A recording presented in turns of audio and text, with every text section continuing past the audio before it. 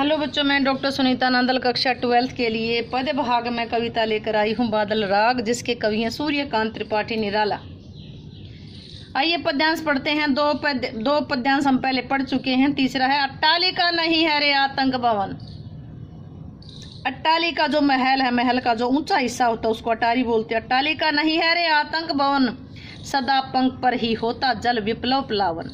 शूद्र प्रफुल्ल जलज से सदा छलकता नीर, रोग शोक में भी हंसता है सैशव का सुकुमार शरीर। रुद्र कोश है क्षुब्ध तोष, अंग न अंग से लिपटे भी आतंक, अंग पर कांप रहे धनी।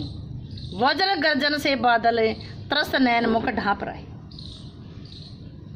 अट्टालिका नहीं है रे, महल नहीं है रे आतंक भवन, सदा पंख कीचड़ पर ही जल विप्लव। पानी की विप्लव का मतलब क्रांति, प्लावन का मतलब जो बाढ़ या बहाव, जो पानी का बहाव होता है, पानी की क्रांति जो होती है वो किस पर होती है? हमेशा कीचड़ पर होती है। शूद्र प्रफुल्ल जलज से, शूद्र छोटा, प्रफुल्ल खिले हुए, जलज कमल से सदा छलकता नीर।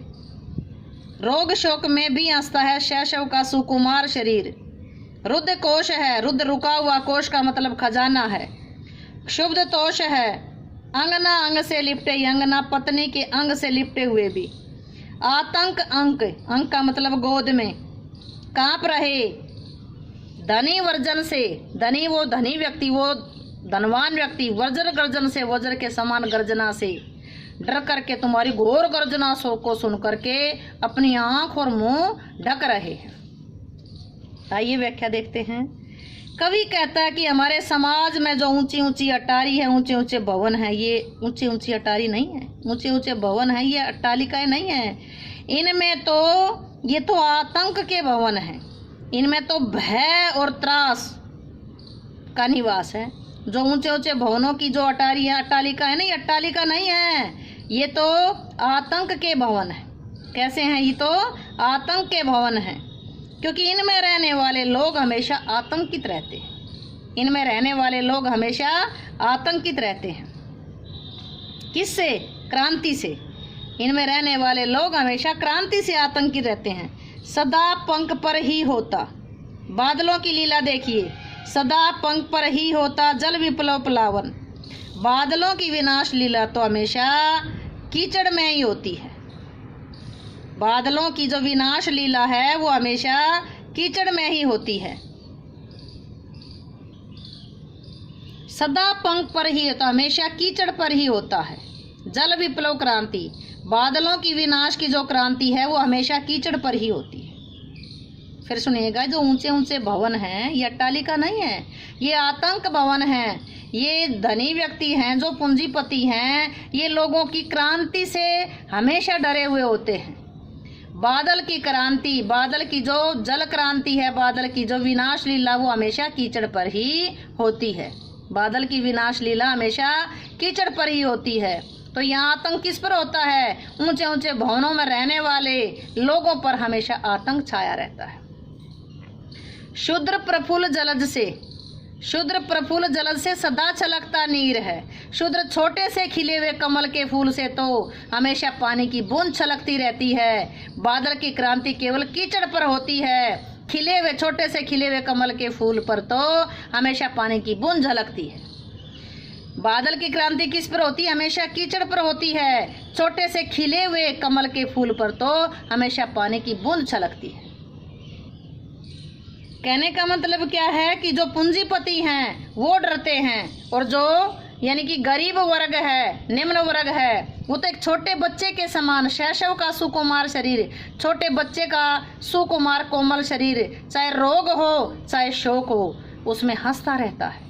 गरीब वर्ग रोग और शोक में भी हंसता रहता है। किसके समान? बच्चे के सुकुमार शरीर, सुकुमार बच्चे के समान। जो गरीब वर्ग है, निम्न वर्ग है, वो तो रोग और शोक में भी हंसता ही रहता है।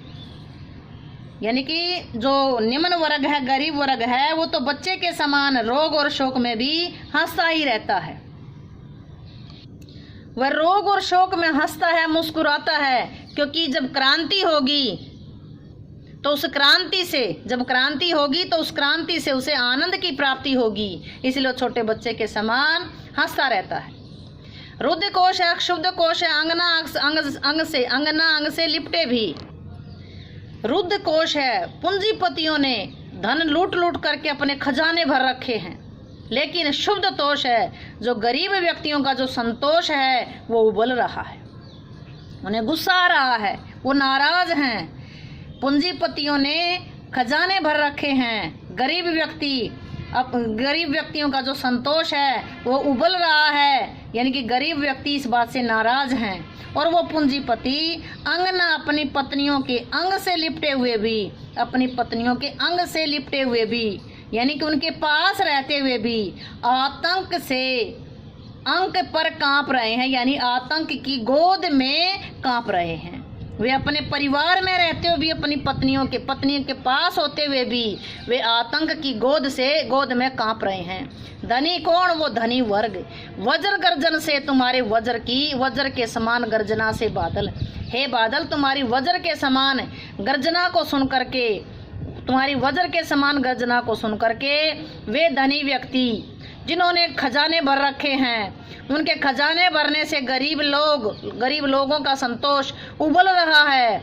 वे धनी व्यक्ति अपने परिवार में रहते हुए, अपनी पत्नियों के अंग से लिपटे हुए भी आतंक की गोद में कांप रहे हैं। तुम्हारी वज्र की गर्जना से को सुन करके वे डर करके, अपने आँख और मुंह को ढक करके, वे डर कर, तुम्हारी वज्र के समान गर्जना को सुन करके डर करके अपने आँख और मुंह को ढक रहे।